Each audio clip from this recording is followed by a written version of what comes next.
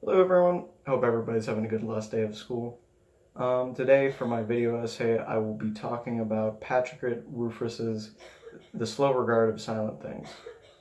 Now this novel, well it's actually a novella, is a side story in one of Patrick Rothfuss's other novel series known as The Name of the Wind, and it follows one of the characters in that book named Ari, or Moon in the language of the book.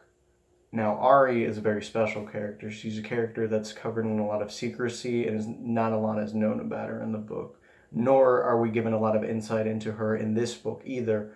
Rather than that, we are actually given a lot of explanation on what she does in her home. And to expound on that a little bit more, Ari is a very odd character. She has this belief that there is a rightness to the world that all of us should be striving towards. However, most normal people cannot really see this rightness. She, however, is constantly displaying like this ability to see the rightness in the world. And she realizes that other people won't understand this. So in order to achieve the rightness that she believes is needed, she carves out her own little place in the world and alienates herself from the rest of society. This little place in the world that she has is called the Underthing.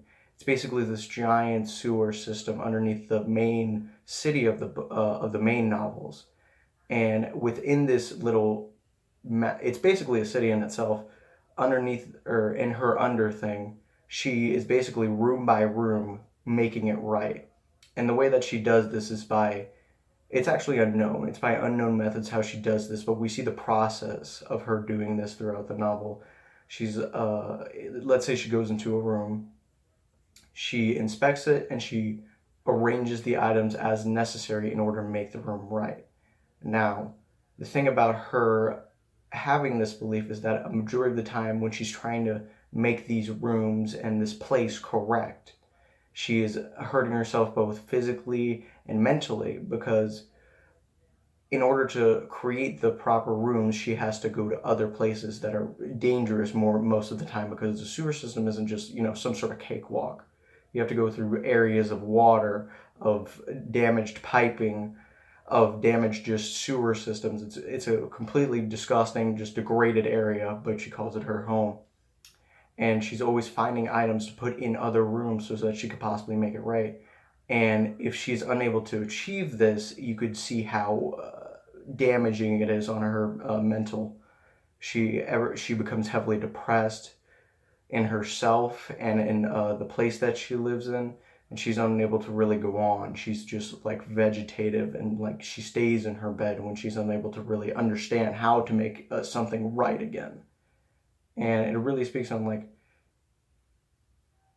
sort of like, while it's not strictly stated that she has any sort of mental health issues, it can be like inferred based on what she's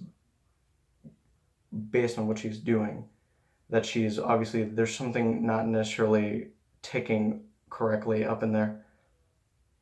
But the book itself is only about like 100, how many pages is this? It's like 150 pages. It's a quick read. You want to read the other books first before you do. Excellent novels.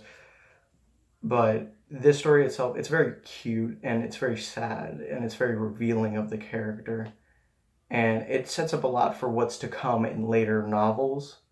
And in general, it's a fun read. It's a nice read. I would recommend it. Like, out of 5 stars, I would for sure give it 4.5. If anything, I would probably want it longer and just more. Again, me personally, going into the book, I would have enjoyed more insight into the character. We really don't understand anything more about the character. Just more of her personality is explained or shed upon, as well as the Underthing itself, which is a factor in the main books. But yeah, I would recommend reading. Great book. Well, that's the end of the review. I hope you all have a wonderful day and a great last day of school.